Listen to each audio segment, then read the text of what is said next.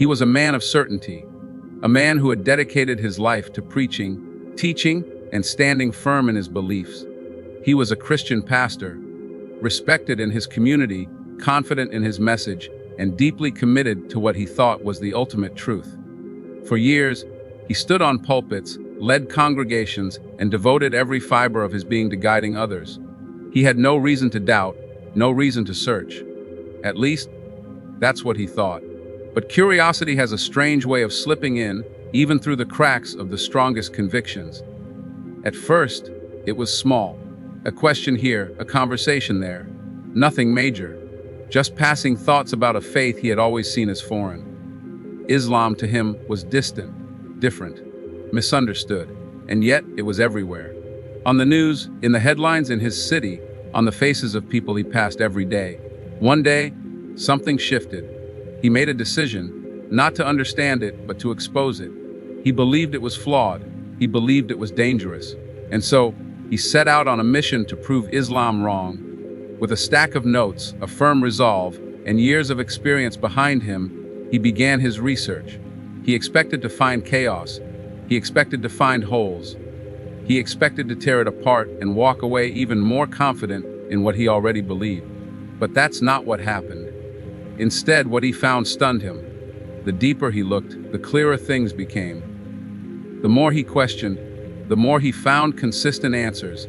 The more he challenged, the more he was challenged in return, not by people, but by the weight of what he was discovering. Islam was nothing like the image he had created in his mind. It wasn't irrational. It wasn't extreme. It wasn't empty. It was structured, thoughtful, grounded. He wasn't reading something random. He was reading something that began to speak to something deep inside him. At first, he resisted. Pride stood in the way. How could he, after all these years, entertain the idea that he had misunderstood something so major? How could he question what he had taught so many others to believe?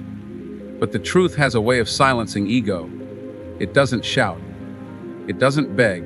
It just exists, calm, steady, undeniable.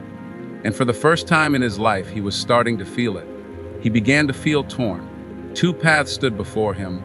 One of comfort, where everything stayed the same, where he could go on preaching what he always had, and another path that was unfamiliar, uncertain, but honest. A path that called to something deeper than emotion. A path that challenged him to be brave, not in front of a crowd, but in front of himself. And then came the moment. The moment where he could no longer pretend. The moment where the weight of truth was heavier than the fear of change. He didn't just switch faiths. He didn't just say new words. He made peace with his soul. He let go of resistance, of pride, of the image he had created for himself, and stepped into something entirely new. He embraced Islam. This wasn't a conversion built on emotion or influence. This was a transformation born from struggle, intellect, humility, and an honest pursuit of truth. A Christian pastor who set out to prove Islam wrong, but instead found something he couldn't deny. And what comes next in his story will leave you speechless. Stay with us, because this isn't just about one man. It's about what happens when someone truly dares to seek. He began his journey with a strong sense of purpose, rooted not in curiosity or admiration, but in opposition. As a Christian pastor, he had spent years developing a deep sense of loyalty to his own beliefs, and anything outside of that framework was often seen as either misguided or outright false.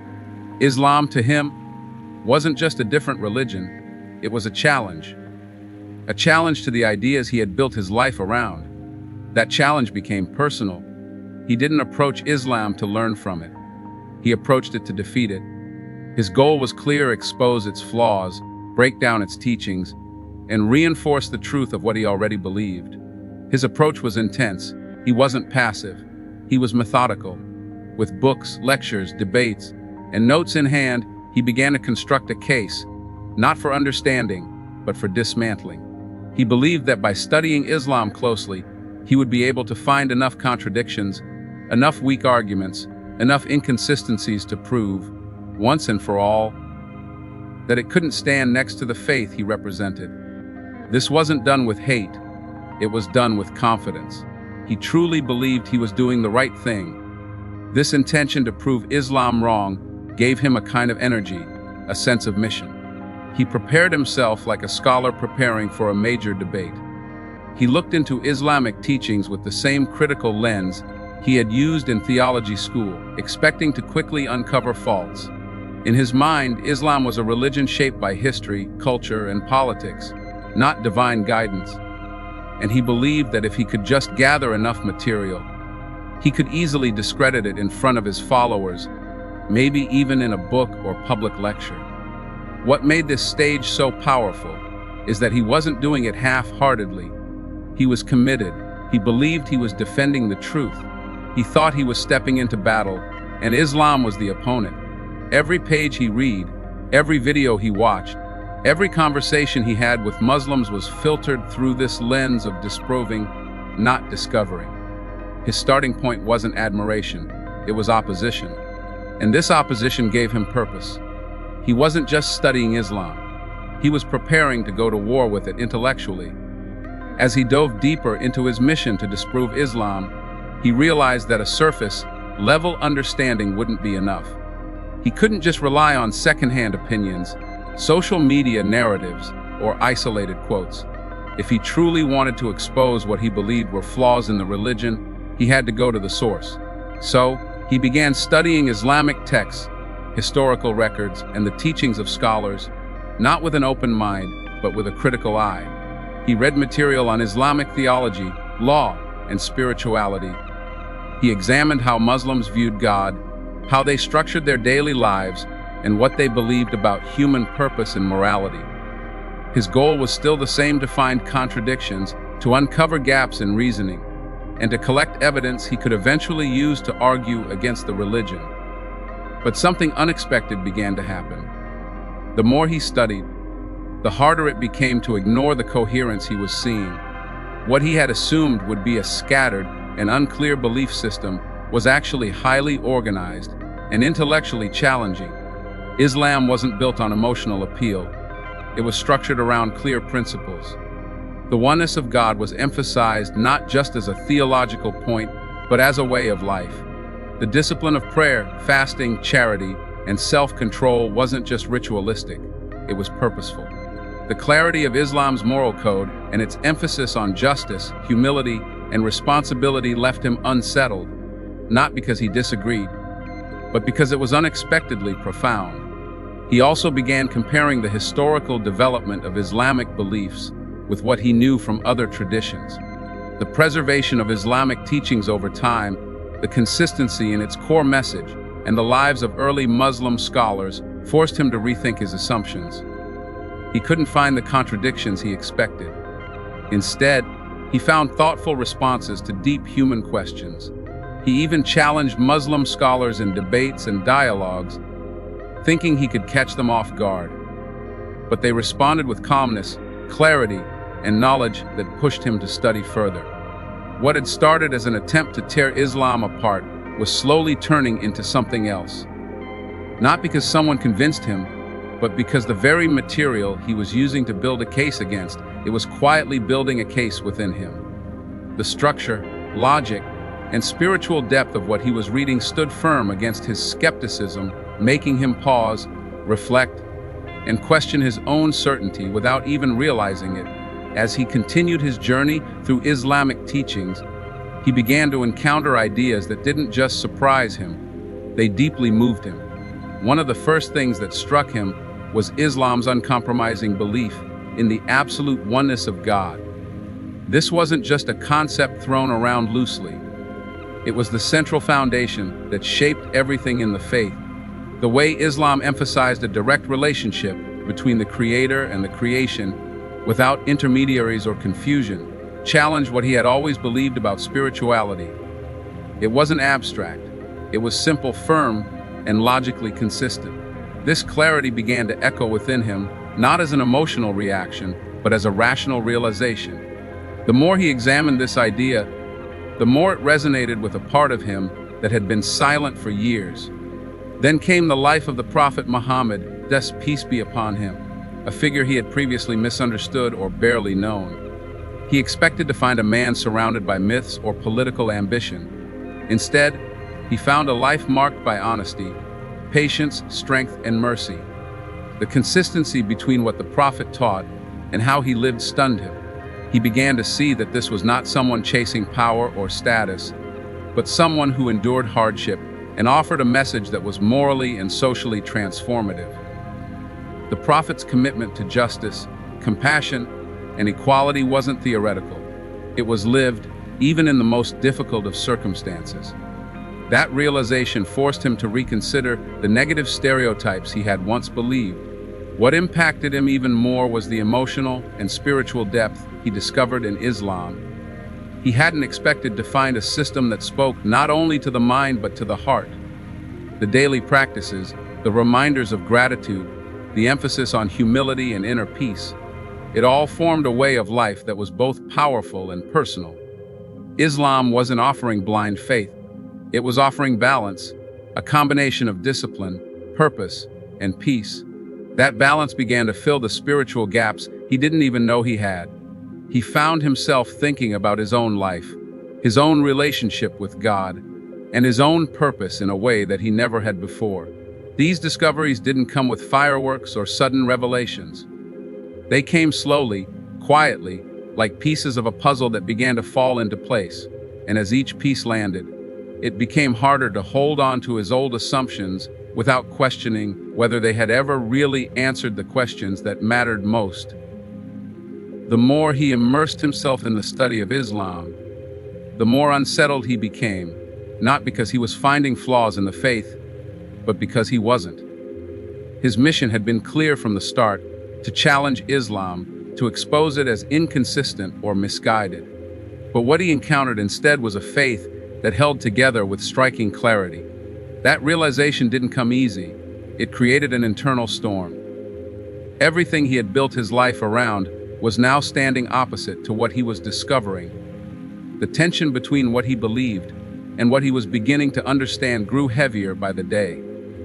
It wasn't just about facts anymore. It was emotional. It was personal. And it was deeply uncomfortable. He started feeling like a stranger in his own world. The sermons he once delivered with confidence now echoed differently in his mind. The arguments he used to make against Islam began to feel hollow. He would find himself sitting in silence, wrestling with thoughts he couldn't push away. The deeper he went, the more alone he felt, not because others had abandoned him, but because he was no longer sure of where he stood. He hadn't expected this shift. He thought he would read a few books, make his case, and move on.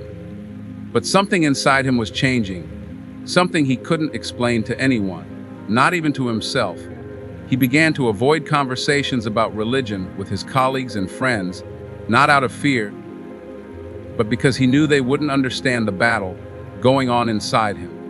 He was struggling with the weight of truth, something he had always claimed to pursue, but now feared might cost him everything he had ever known. Each day brought new questions. Was he willing to walk away from his position, his reputation, his community, just to follow what he was starting to believe was true? Could he admit that he had been wrong, not just privately, but publicly? This was no longer about arguments.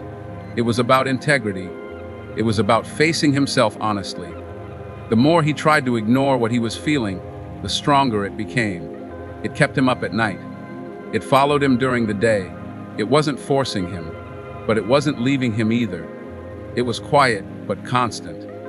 And it demanded that he make a choice, not for anyone else's sake, but for his own peace, his own truth, his own soul. As the inner struggle intensified, the pressure from the outside world began to grow. He had always been a respected figure, admired for his knowledge, loved for his sermons, and trusted by a tight, knit community that looked to him for guidance. His identity wasn't just personal, it was public. He wasn't just a man with beliefs, he was a leader, a mentor, someone who represented stability to those around him. And now, with every passing day, he felt that identity slipping away.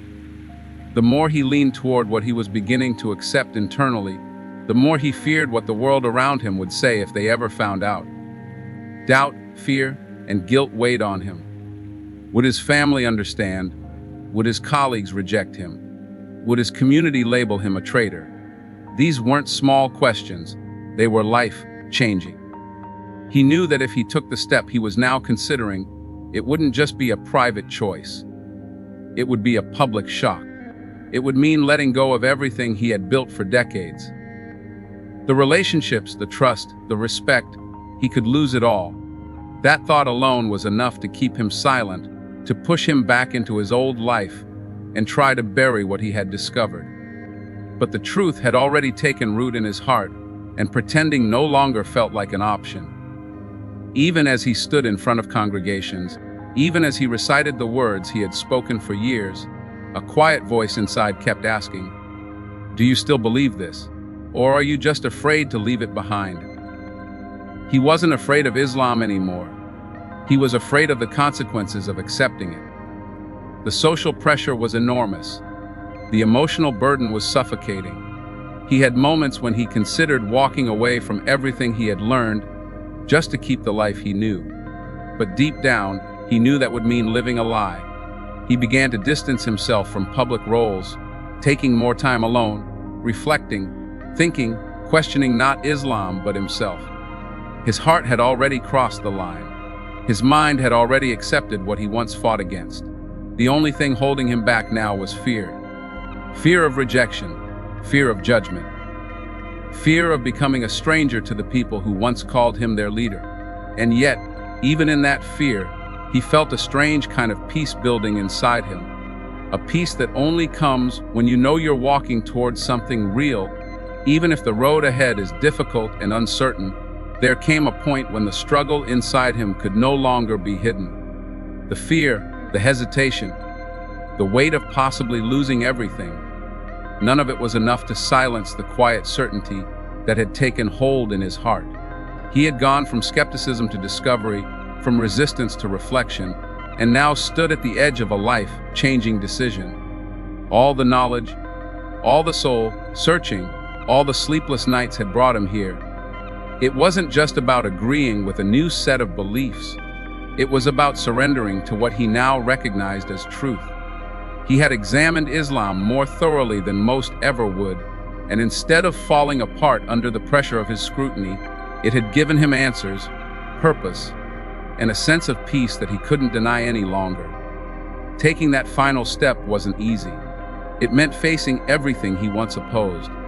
It meant possibly walking away from the life he had built. But something had changed in him, something irreversible. He realized that the truth is not always convenient, and it doesn't always align with comfort. But once it's clear, it demands to be followed. And so, in a moment both quiet and powerful, he made his decision. No crowd, no stage, no spotlight. Just a sincere heart finally at peace with the truth he could no longer ignore. He uttered the words that marked the beginning of a new chapter. The kind of chapter that rewrites everything that came before it. He declared his belief in the oneness of God, and that Muhammad is his messenger. With those words, he wasn't just entering a new faith, he was reclaiming his soul, choosing honesty over image and truth over tradition. That single moment became the turning point of his life, not because he became someone new, but because he finally became who he was always meant to be. What makes his story so powerful isn't just the fact that he accepted Islam. It's the journey that led him there. A journey that began in opposition, fueled by pride and certainty, but ended in sincerity, humility, and conviction.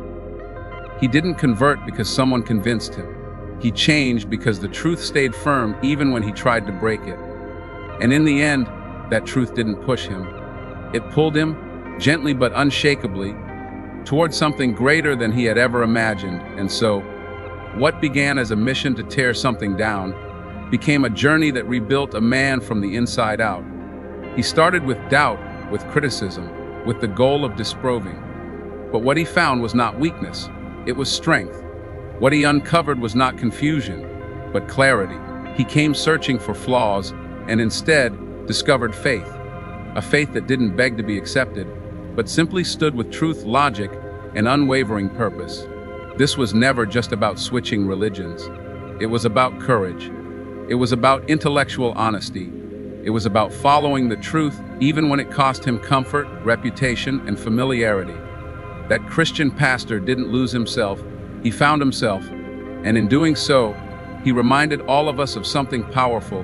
When you seek truth with sincerity, it will find you. It may not come the way you expect. It may shake your world, but it will never leave you empty. To everyone watching, let this story be more than just a moment of inspiration. Let it be a call to reflect, a call to seek, a reminder that real strength isn't in defending what you've always known. It's in having the humility to change when the truth becomes undeniable. Thank you for staying with us. Thank you for opening your heart to hear this journey. Whether you're here out of curiosity, respect, or your own search for answers, your time and your attention mean everything. May this story inspire you to think deeper, question honestly, and never be afraid of where the truth might take you. Thank you.